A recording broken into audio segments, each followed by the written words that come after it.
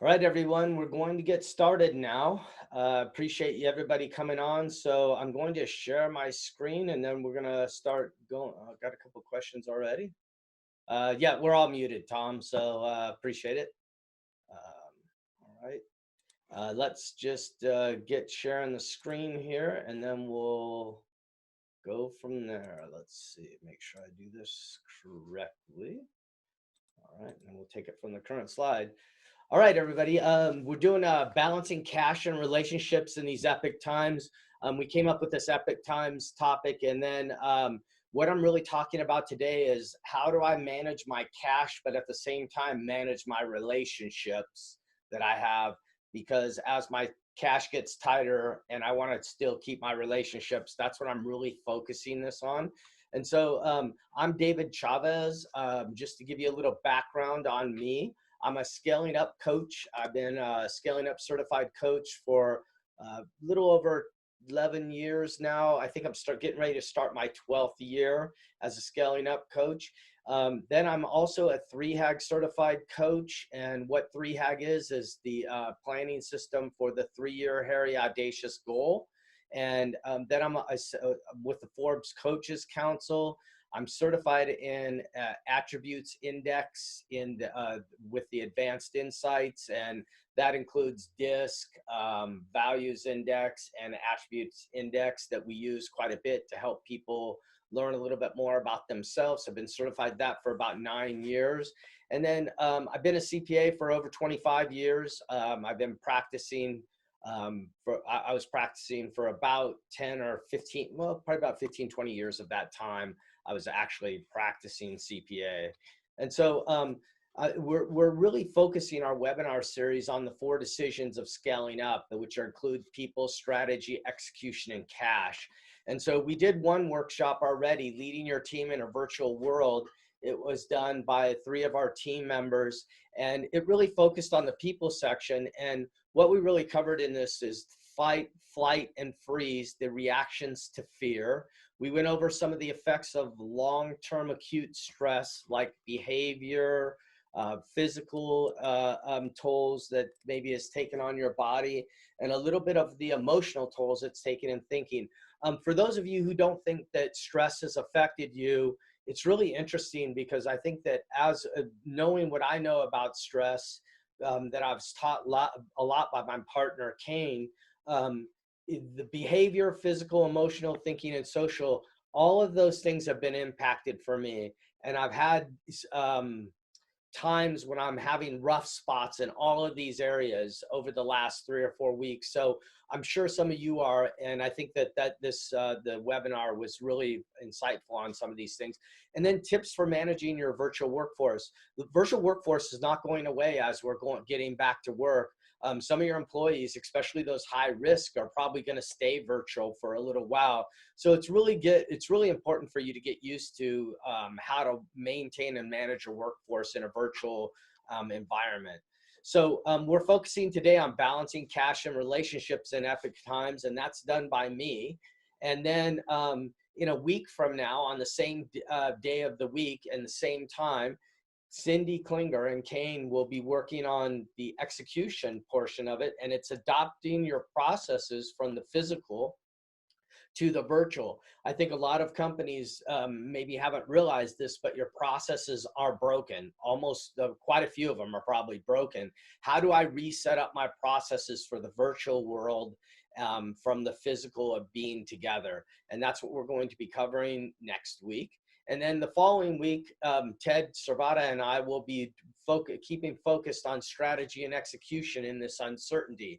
The uncertainty is not going to stop for probably a year or so. So we're going to do this workshop, even though we probably will be getting back to work in the next few weeks. We're going to help you with staying focused on your long-term strategy. So our agenda today is going to focus on 3 things, okay? And these 3 things are the things that I think are really critical as you're thinking about cash inside of your company and what you should be doing.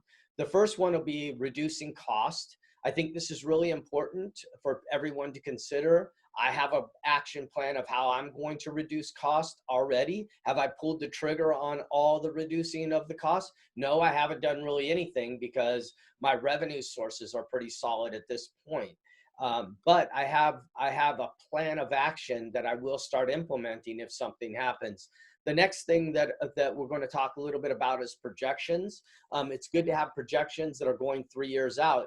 And I love Shannon Susko's book on 3HAG because it really covers projections and really getting the projections out 3 years so you can really start to look at your company in a different way. And we'll talk a little bit about the elements of projections and some of the things that people often forget when they're doing projections. Shannon talks about a widget quite a bit. I'm going to talk about the widget because I think it's really good to talk about that, but I'm going to dive a little bit more deeply into the widget. Then we're going to talk about weekly cash flow. How do I manage my cash from a week-to-week basis, and how do I get a weekly cash report that actually means something to me and gives me valuable information so that I can actually manage my cash a little bit better during this time when maybe cash isn't as plentiful. I want to start off with a little bit of the people side and the strategy side of what we do, because I want to sort of give it context of what cash is. So when I do workshops, I ask what the vital differential capability of the human brain is. And of course, no one really gets the answer. I think I've had one, and it was the last workshop, a live workshop I did in San Diego. Somebody actually got it, and it's pattern recognition. So the vital differential capability of your human brain is pattern recognition. 85% of what we do is in our subconscious mind, and through habits, we just get in these patterns of the way things are. And as the patterns, as we change the patterns, that's the change that we go through. All of us have gone through a lot of change in the last month, a lot more than we're probably even used to. And Americans are used to a lot of change. Now, some other countries aren't as change orientated, and so they may even be going through more stress during this time. So what are my patterns, my normal patterns? I want to show you how powerful this pattern recognition problem is. Okay, so if you take a look at this and you read this, some of you have been to my workshops, you've probably seen this before. So I'll give you a second to read this.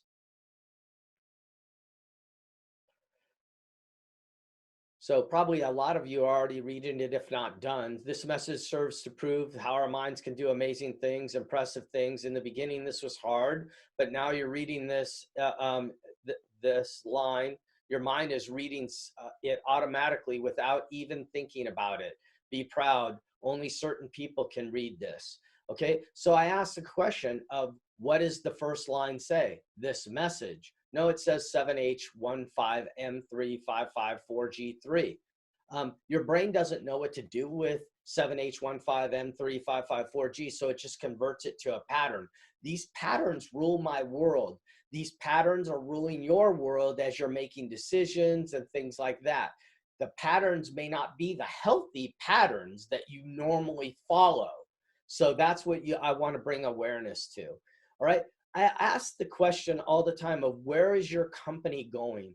What's your big, hairy, audacious goal? The big, hairy, audacious goal comes from the Good to Great book, and Jim Collins talking about what that long-term goal out there in the future is for you. And when you're thinking about this big, hairy, audacious goal, you want to think about, it's got to be 10 to 30 years out, and it's something I'm striding for. I may call it my vision. I may call it, and this is where I'm trying to go with my vision. And so this is how I sort of look at strategy. This is the year. This is 3 years out. It's a little bit harder to see. This is maybe 10 to 30 years out. I may not even understand how to get to this back mountain back here right now.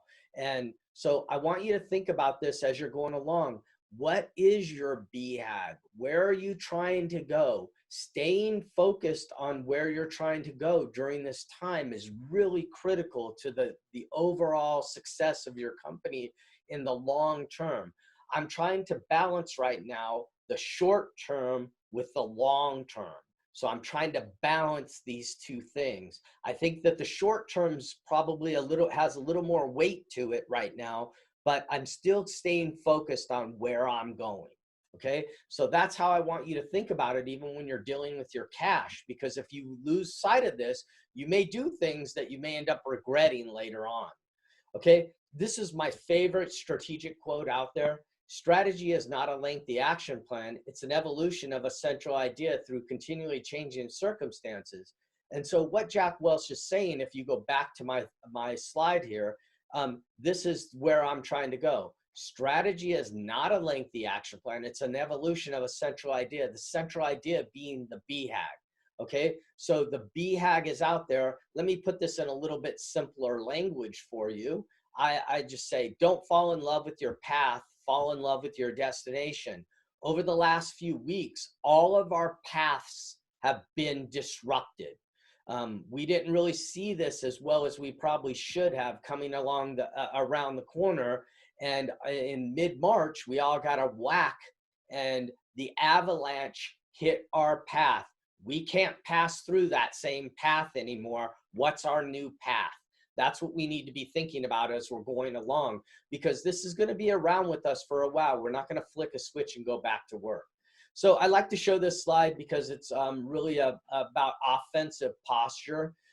What I see right now is I see people playing not to lose. And my question really is, are you playing not to lose, or are you playing to win?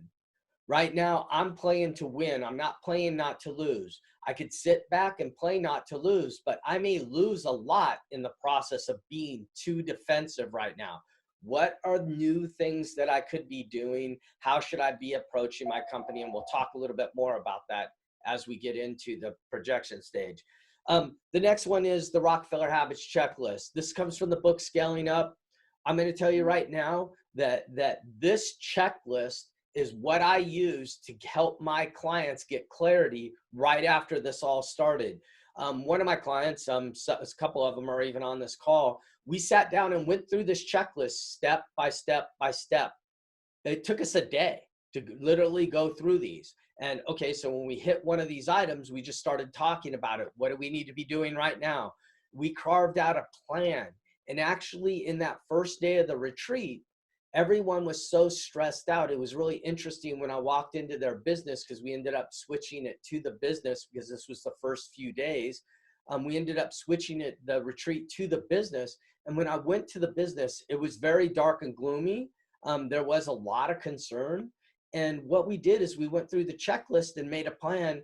And by the end of the day, everyone felt a lot better.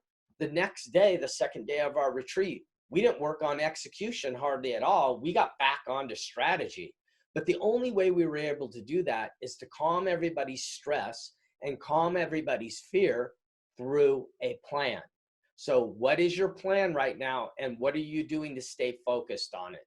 That's really what the Rockefeller Habits Checklist does. I put this little tool indicator on my slides to sort of tell you if I have a tool that I can actually send you when this is over. And if you want them, you can get a hold of us. Anytime you see this little tool down at the bottom, I'll point it out too. This is a form that I can actually send you that you can help you after this is over. So we're going to focus on cash, and that's one of the 4 decisions in the Scaling Up system. And we're going to focus really right now on the agenda of reducing cost. How do I reduce cost when everything is going on? So I've seen a lot of different approaches, but I want to start off with a little bit of the strategy side. Who is my core customer? I want you to think about that when you're actually cutting costs. And your core customer, for those of you who don't understand, is the customer who will buy from you at an optimal profit. It does not say optimal revenue. It says optimal profit. Okay, because sometimes people get core customer mixed up with the revenue instead of profit. Profit is what I'm going after. All right, they exist in your client base already. You have tons of data. You're not mining. Your core customer lives in this place. And then it's a real person that has wants, needs, and yes, the F word, fear. That's where most of our customers buy from, is they buy from fear. And so what is my optimal profit with this real person? A real person meaning, even if I'm a B2B company, I still sell to a person. Okay, who is that person that I need to be selling to? They pay on time, they're loyal, and they refer others to my company. And it's really important that I think about these people, because these people are the people that probably supply 80% of my cash.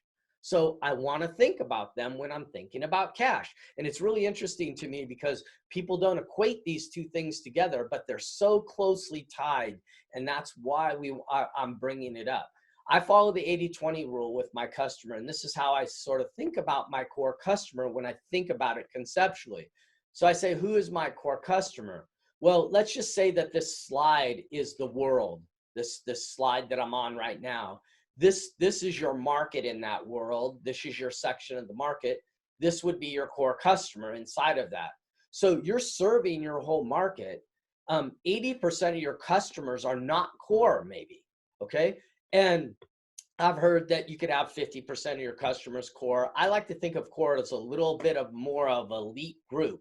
And it's probably about 20, and following the Pareto principle, it's really about probably 20% of your client base that is providing 80% of your revenue and 80% of your profit too, or not revenue, but profit. I don't want to mess that up. I just did. All right. So you want to really focus on those core customers. Then the next thing strategically, so I need to think about my BHAG, I need to think about my core customer, and then I need to think about my core values, okay? A lot of companies out there say they have core values. I don't know whether you have core values or not, but if you have them and you're using them to help make these decisions, it really is valuable to the overall health of the way you're thinking of it. Look, core values are my behavior rules inside of my company. So I had one CEO that I was talking to that actually told me, I don't care about my core values right now. Well, if you don't care about your core values right now, then your core values will not be alive when you come back, because all your company, because your employees and your customers are watching you. And if you're not living these core values, then they're not alive for your company. And most likely you're going to lose some employees as well as some of your customers over time. So I want to think about cash in the sense of, what is cash? Cash is liquidity. Liquidity is the foundation of my house. And so if I think about it, this is my foundation of my house. Liquidity supports the structure of what I'm doing. If I'm not liquid, I'm not going to be profitable. Okay. So the two things are very tied together. They're not strictly tied together, but they are tied together in a lot of ways. All right. And then growth also. If I don't have liquidity, I can't grow because I don't have the money to grow. Okay. Now you're saying, well, I don't really worry about growth right now. Okay. I understand that. That's true. But liquidity, I'm just trying to explain to you that liquidity is profitability and growth. Okay, if you want to take more money home, if you want to grow your business and scale it to the next level, then then liquidity is really critical to your overall success. When I'm thinking about the reduction of cost inside of my company, I want to think about what I want versus what I need. Okay, I think people get these mixed up all the time. Your customers get this mixed up all the time too. And so there's a little bit of overlap here, but the needs don't necessarily overlap all the wants all the time. So what do I really need versus what do I want? I want you to think about that as you're starting to look at your line items and you're going through what you're going to cut, who the vendors are, and what you're going to be doing. So then I want to bring up the cash conversion cycle. And again, we have the little tool down here, okay, to indicate that we actually have a tool on this that we can send you. The cash conversion cycle is the time I spend $1 till the time I get $1 back. I want to bring this tool back into your world because this tool is really critical right now. Remember, some of your processes have changed from physical to virtual. Did I change those processes? And if those processes aren't changed, how much is that costing me? Of inefficiencies and things like this. So I have sales cycle, the make and production inventory cycle, the delivery cycle, and the billing and payment cycle. And when I'm thinking about these, what I'm really trying to think about is I'm trying to think about, how do I shorten that cycle time?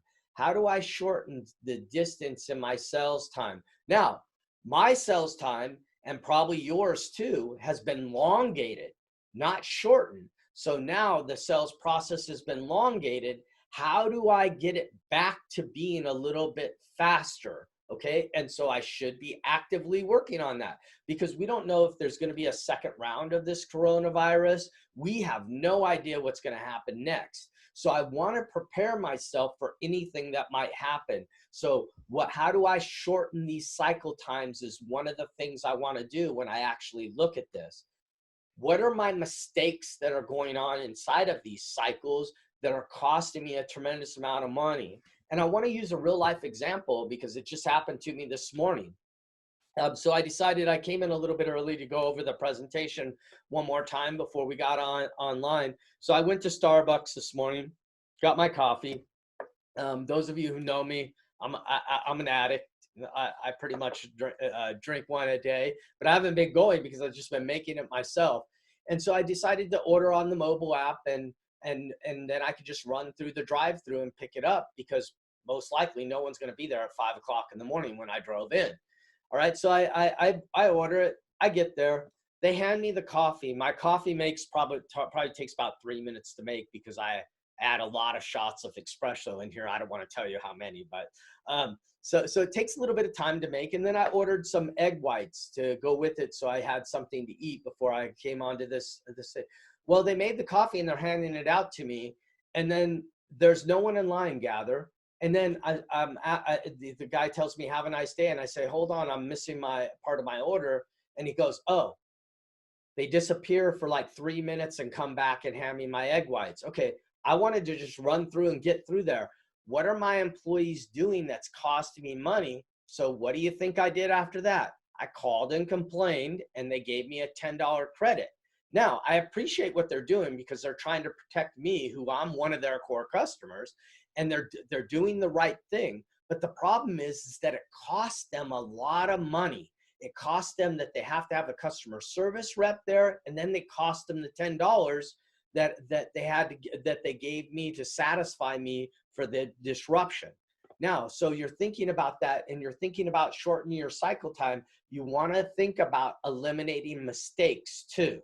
How do I get these mistakes? And these little mistakes cost me a lot of money when you start adding them all up. And then how do I improve my business model? In other words, how do I look at my business model and actually start to figure out what are the cycle times in my business model, and what do I need to improve to speed it up a little bit?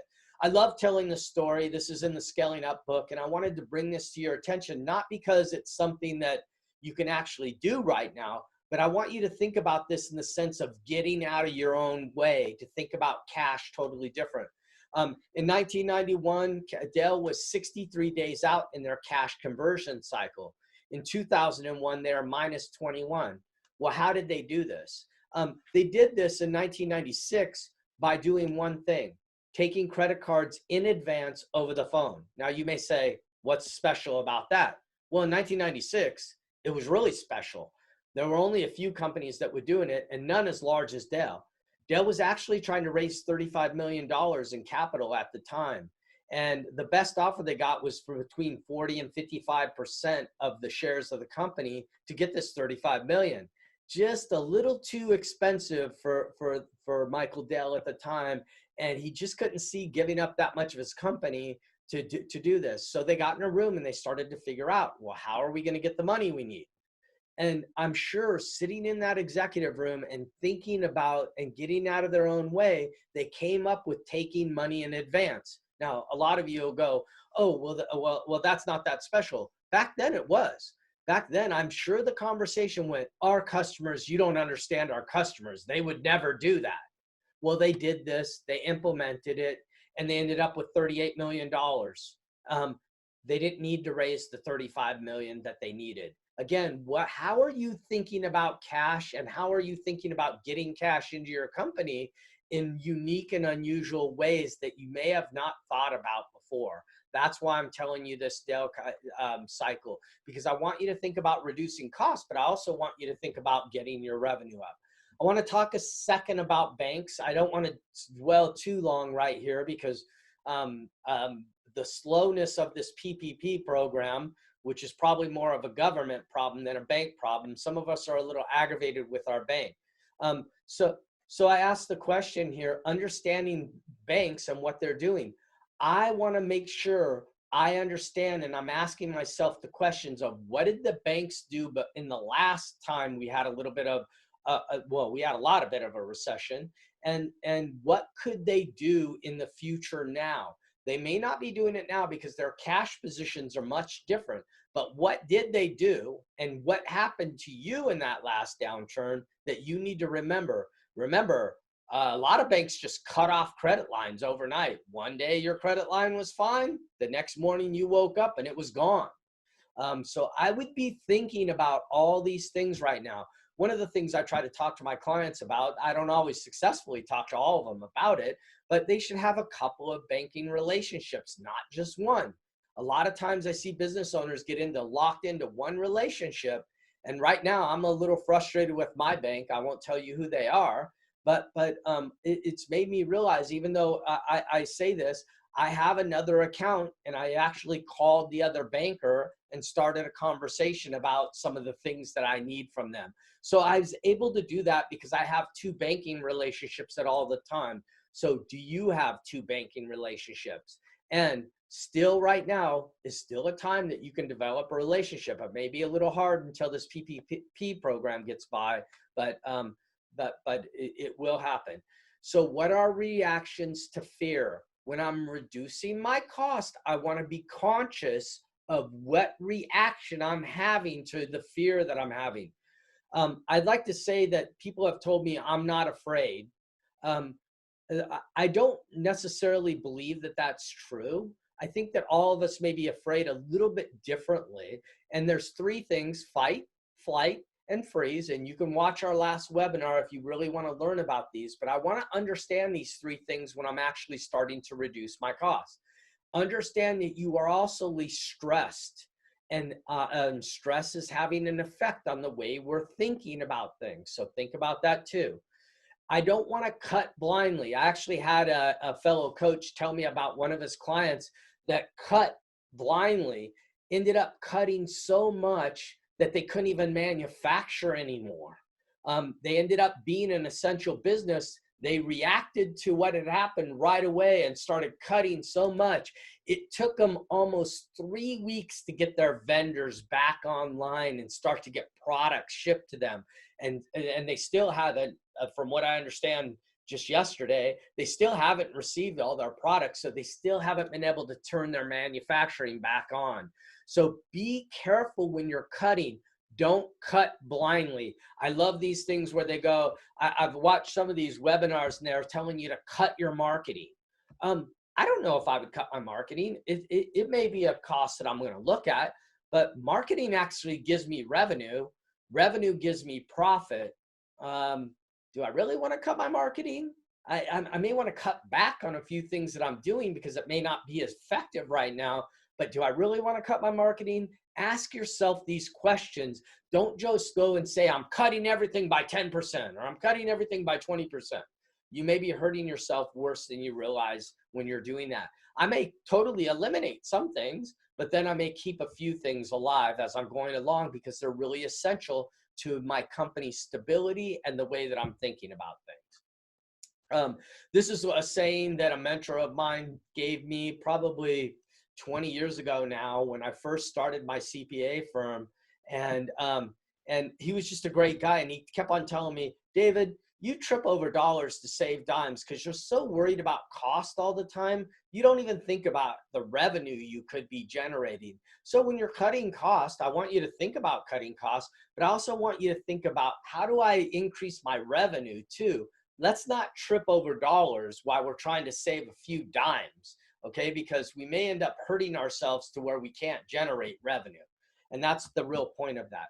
So when I'm thinking about cutting, I love this business model canvas. And again, I have the little tool indicator. We can actually send this to you, or you can get on businessmodelgeneration.com and actually download this.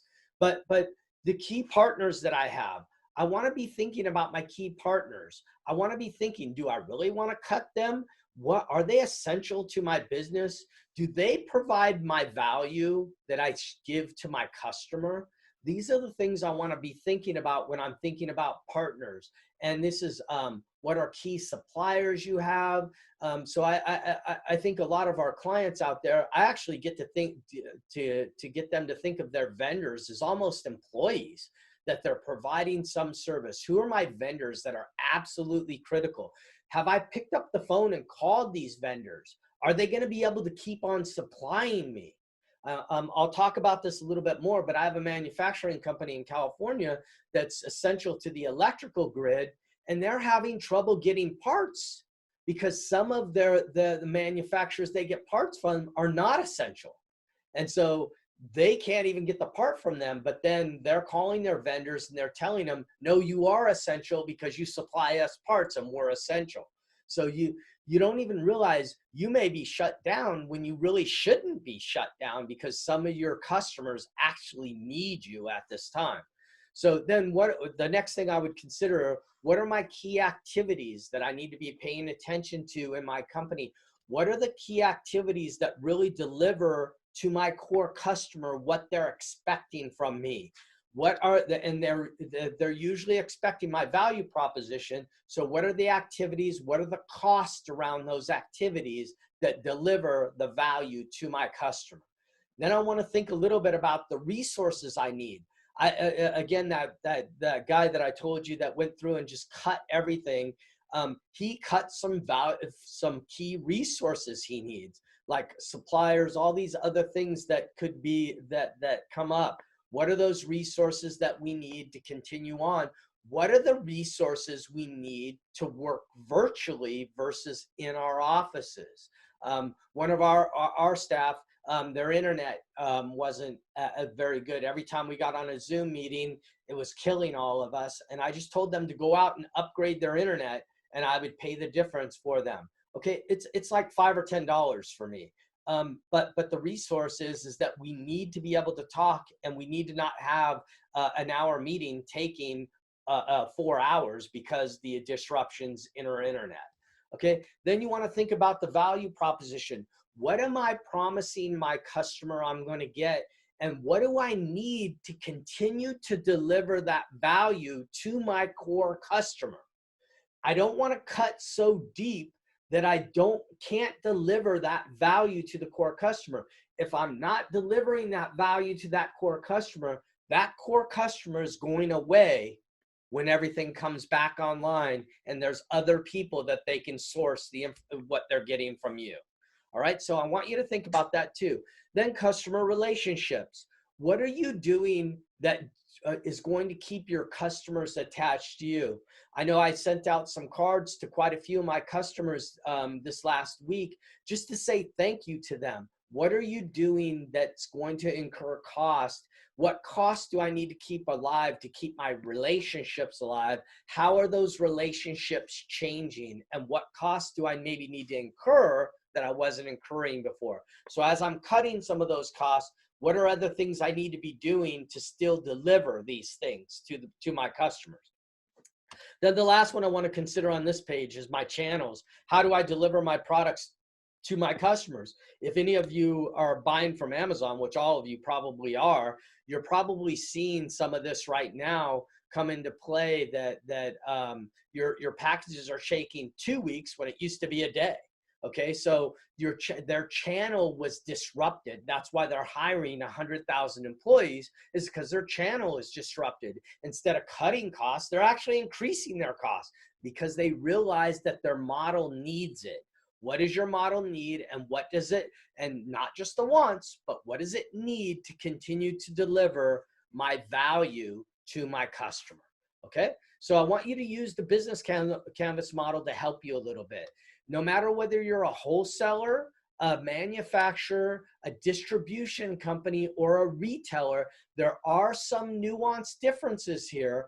So I want to think about these differences as I'm going through my company. So there's not one size that fits all. That's why the business model canvas is such a valuable thing right at the time. So we talked a little bit about reducing cost. Again, I'm not going to give you specific costs to cut. because I have no way of knowing your specific company and what you should be cutting. I will be offering some free 1-hour coaching sessions, and I can actually help you with this thinking during those. And I'll be sharing that information at the end of how you can get one of those. Then we're going to get into a little bit about projections, and then we're going to get into the weekly cash, as I indicated before.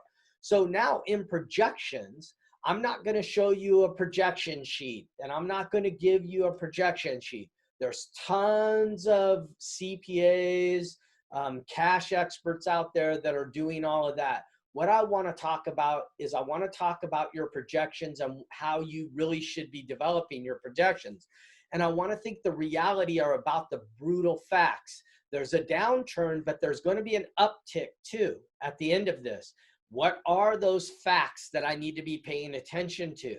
Okay. And I want to talk about the Stockdale paradox from the book Good to Great. The Stockdale paradox is that James Stockdale was the senior officer at the Hanoi Hilton who was locked up in Vietnam for several years. And what he did to keep the guys alive is he didn't have blind optimism that everything's just going to come back and be perfect and that we're going to get out of here tomorrow. And what he did is balanced optimism with the reality of the situation. What can I do to keep myself positive and still deal with the brutal facts of what's going on? So what are the brutal facts need to end up in your projections? And when I'm thinking about the brutal facts, I want to get back onto the revenue side, and I want to put a little more detail into it. A lot of you have budgets out there, but budgets are only so good. Most of the time, budgets only last for 1 year. And when I'm thinking about a projection, I want to get a little more granular about how I'm generating revenue. I love the 3-Hag book because it really covers this in a very significant way.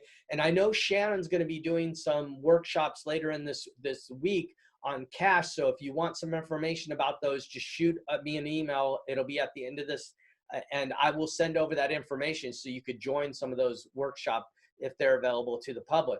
But when I'm thinking about cash, our projections, I want to think about, I'm making a wrench. What are the components of the wrench, right? What are the little things that I need to maybe buy or I can manufacture myself? And can I still get them? And then I want to project all these things out. These are my costs. How can I reduce the cost of some of those items? What are those items? How many can I sell? When will I sell them? These are all the questions I want to ask when I'm doing projections, and I'll cover this a little bit more. So crap in is crap out. Those of you who know me, yes, I do have a slide with dog crap on it. So when I'm doing projections, and I'll spare you this view, I want to think about crap in and crap out, because if I don't have good data going in, my 3-year projections are not going to be very useful to me. And usually when I start talking to clients about 3-year projections, they go, what are we just going to guess? Yes, we're going to guess. We're going to gut it out. We're going to give it an educated guess that lines up with our strategic plan. That's what we're trying to do with projections. And so the business model canvas comes into play again. What are those long-term things that I need to be thinking about? What are those components of my revenue? How are my suppliers? How are they doing? Are there suppliers that may be in jeopardy? I want to think about all these things as I'm going through it. And the business model canvas, again, is a great way to start thinking about the revenue side of the projections. Usually what I see is I see what we did last year historically, how much we want to grow, 20%. And then we just take and multiply that each month and add it to the last year's revenue.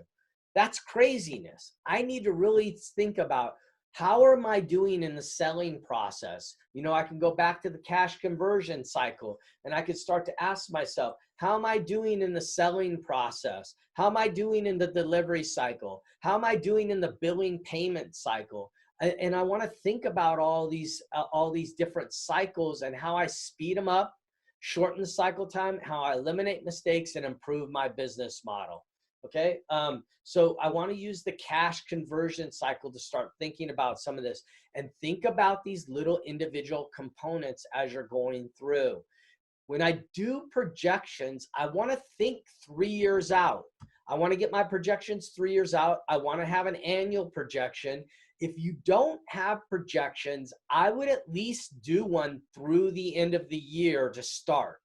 I think if you at least had one done through the end of the year, and if you need help doing this, I'll be happy to help you. There's a lot of ways of developing this. I know Shannon's going to be doing some stuff too, but I can also help you. And again, at the end of this, I'll be sharing how you can go about doing that. And then you want to have a monthly view also of what your projections are. So I want to have a monthly, annual, and a 3-year outlook on my projections. Okay. And then every month, I just want to add another projection for the year, and I'll just on to that end of that 3-year projection, and each month I'll just keep on doing that.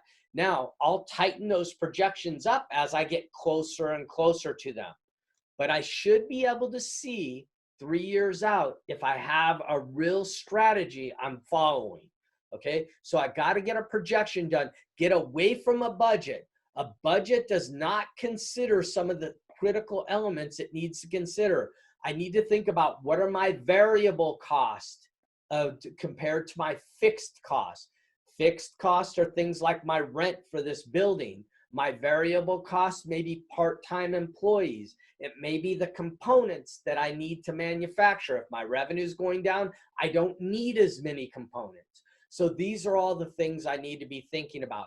And when I'm thinking about projections right now, and especially for this year, I want to think about my supply chain. I really want to think about that supply chain, because the supply chain's been disrupted a lot more than people realize right now. We still had a lot of products sitting in warehouses, and those products, and I'm talking to some of my clients that actually warehouse, distribute, wholesale, and they say that some of these supplies are really drying up. And so I need to really think about that, and I need to contact my vendors to find out what is their supply, how long they'll be able to supply me. These are critical questions to ask with projections. All right, so back to the agenda. That's all I'm going to say about projections. Again, I'll be happy to help you with your projections if you're interested in having me help. I'll give you that information at the end. So the reducing the cost, okay? So we doing over the projections and what you should be thinking about, and think about it. I'm thinking about it from the widget side. Thank you, Shannon, for saying that. I used to talk about revenue all the time and really getting the components down, but I think widgets is easy for people to get their mind around. And then weekly cash. Now I'm going to get into that a little bit. How do I get a weekly cash flow that's really effective for me? Some of you have controllers out there. Some of you have people that are working for you in the accounting, but you just can't get the information that you really need. And it doesn't seem like the weekly cash flow that they're delivering me is close to what I actually need. So I'm going to go over a little bit of that right now, okay? Now I'll actually give you a tool. I want to figure out what the next 7 days look like for my cash, because I want to start making sure that I'm using cash as effectively as I can. And so I want to do a 7-day projection of cash projection. And I'm going to switch over to a spreadsheet here and share this spreadsheet with you and go through some considerations. I can actually send you this spreadsheet. This is a tool, okay? So the considerations, I need to figure out my needs and wants.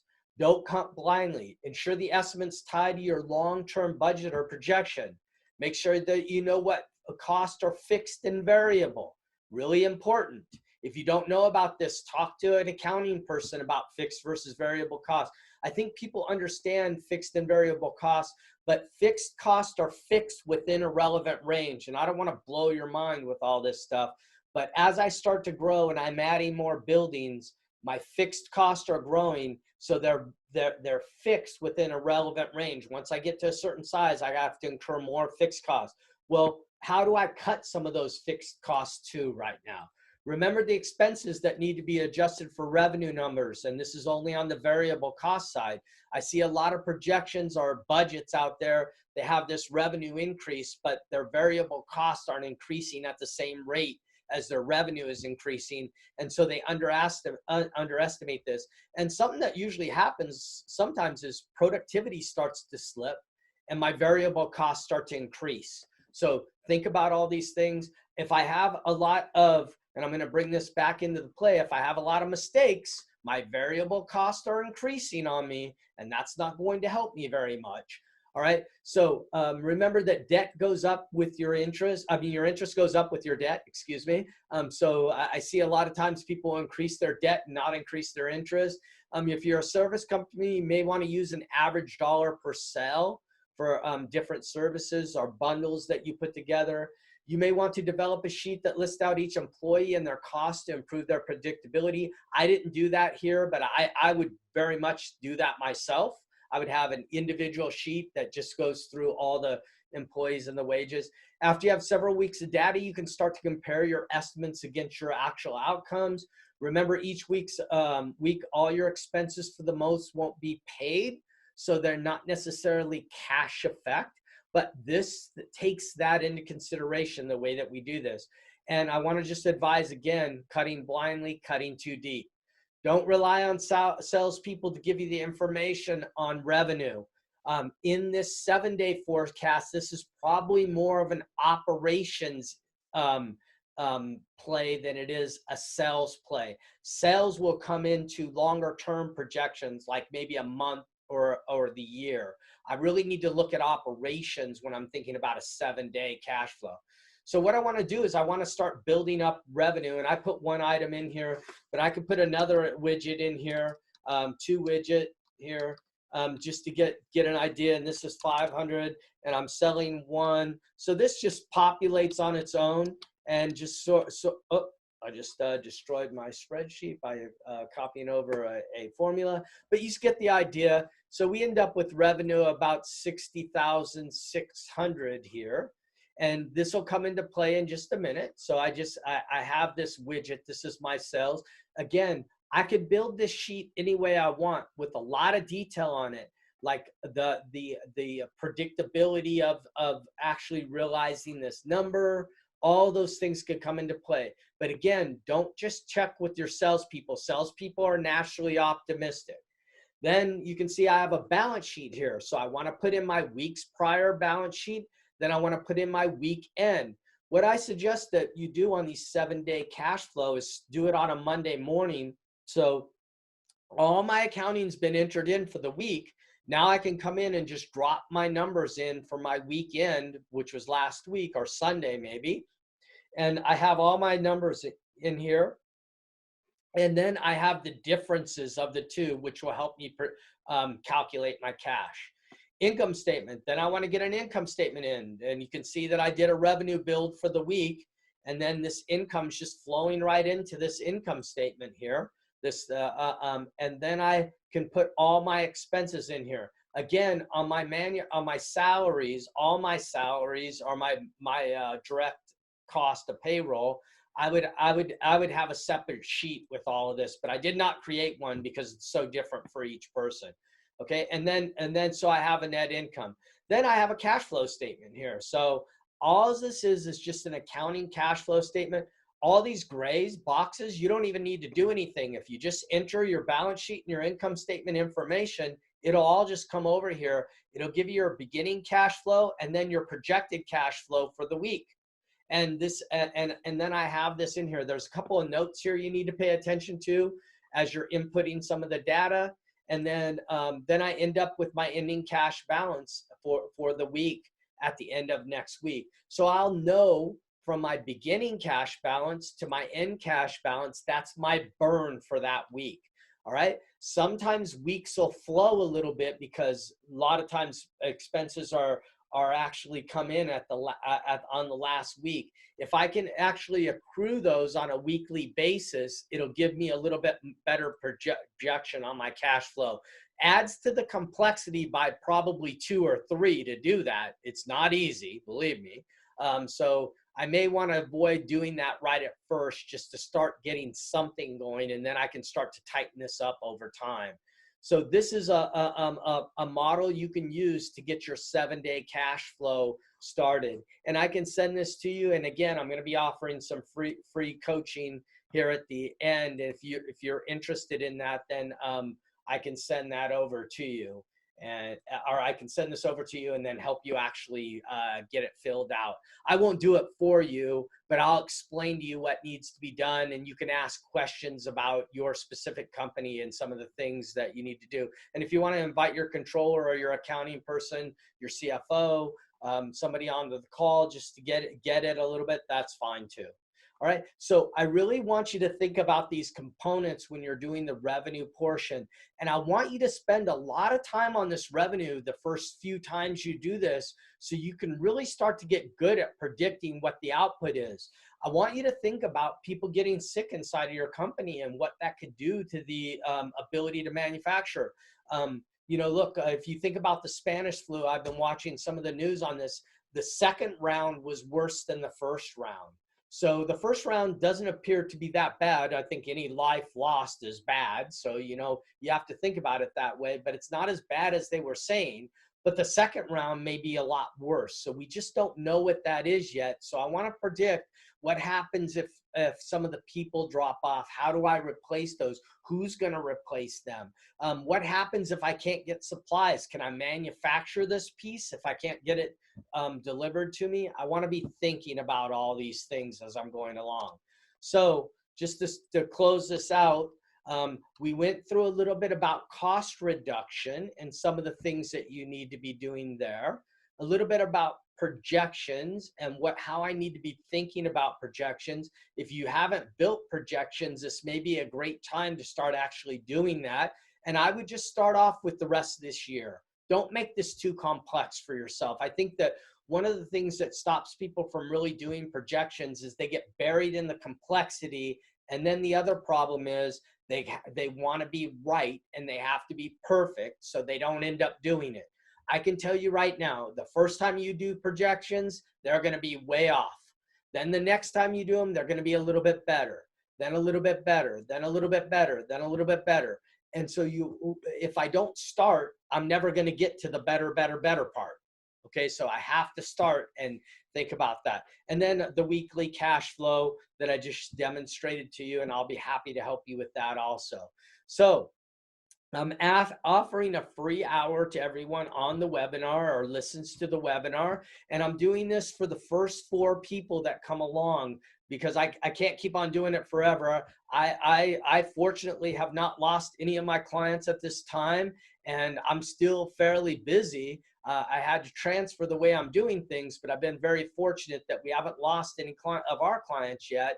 And so I can only afford to give away 4 of these right now. So the first 4 people that chime in will get one. I'll introduce my team members that are on here. This is Ted Servata that's going to be doing the workshop with me in 2 weeks. This is Ishmael. He did the workshop last week with Kane.